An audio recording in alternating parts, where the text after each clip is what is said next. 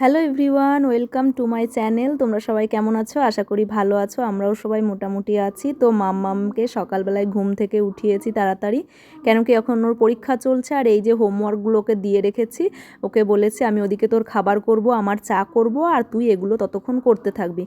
সেই মতো ওকে কাজগুলো দিয়ে আমি চলে এসেছি রান্নাঘরে। ওদিকে আমার চায়ের জল বসিয়ে দিয়েছে, আর এদিকে মাম্মামের দুধ গরমটা হয়ে গেছে।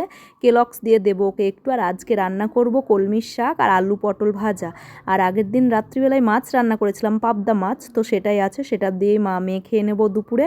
তো এদিকে আমার চা হয়েও গেছে। তো মামামে তার মধ্যে পড়াশোনাও সব হয়ে গেছে, সব কিছু লিখে নিয়েছে। তখন ঘড়িতে বাজছিল সকাল 9:24।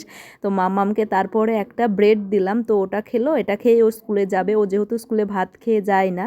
তো তারপর মাম্মামকে স্নান টান করিয়ে দিয়ে আমি নিজেও স্নান করে পুজো দিয়ে পুরো রেডি হয়ে গেছিলাম। এরপরে মাম্মামকে নিয়ে স্কুলে যাব। তো এই দেখো, ফাইনালি আমার মাম্মাম রেডি।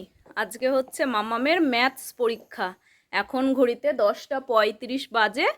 11টা থেকে 12টা অবধি 1 ঘন্টা পরীক্ষা, 25 নাম্বারের পরীক্ষা। হ্যাঁ, তো তোমার পরীক্ষা কেমন হবে?